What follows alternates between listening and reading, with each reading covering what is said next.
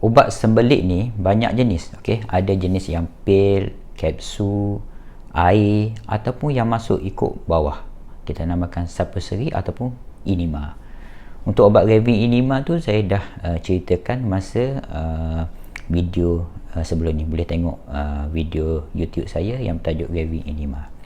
So pada kali ini saya akan ceritakan obat-obat sembelit yang biasa ada di pasaran dan senang dapat. Okey, biasa ni obat ni dijual di farmasi, memang ada lah. Okey, di kedai-kedai pun ada.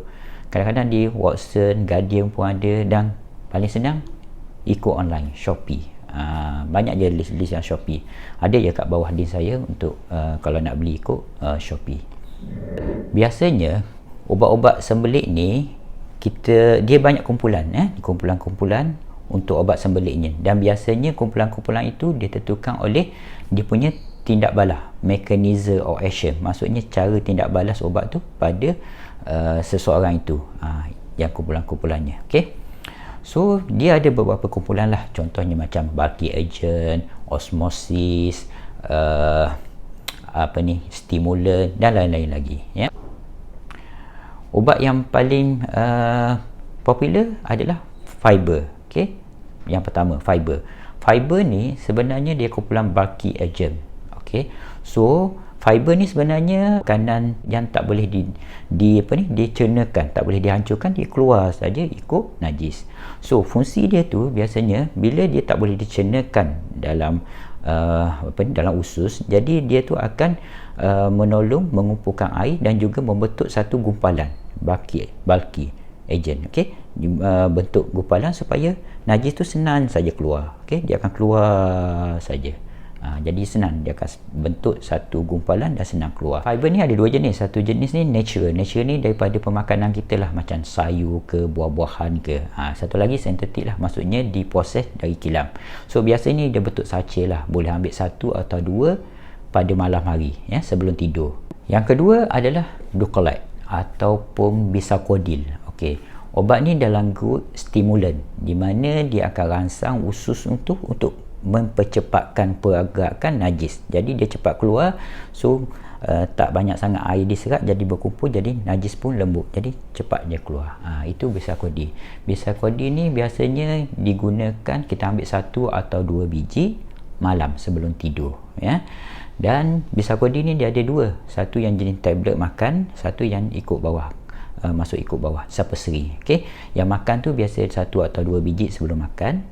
Yang suppository tu biasa kita ambil selepas bangun tidur, ya. Kalau makan tu malam, kalau yang masuk ikut bawah tu biasa selepas bangun tidur. Yang ketiga adalah Senna ataupun Senacort. Okey, obat ni sama, dia kumpulan yang stimulan, sama juga untuk rangsang pergerakan usus, sama macam Bisacodyl.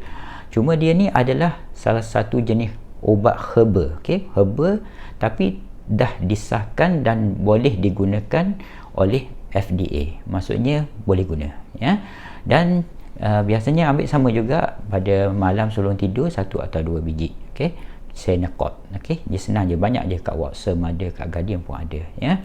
Tapi Bisacodyl dengan Senacort ni tak boleh digunakan untuk masa yang panjang lah, untuk just 5 ke seminggu saja, tak boleh berpanjangan. Kalau tak, nanti akan dapat kesan sampingan. Yang keempat adalah Dufilate ataupun Lactulose. Okey, obat ni dia adalah kumpulan osmosis, di mana dia akan mengumpulkan air dalam usus. Jadi air tu tidak diserap, jadi bila ada air dalam usus tu, jadi najis tu akan lembut, jadi dia senang keluar. Okey, dan Dufilate ni dia ada dua efek lah bagusnya. Satu, efek laxatif, lembutkan najis, dan satu lagi dia ada prebiotik.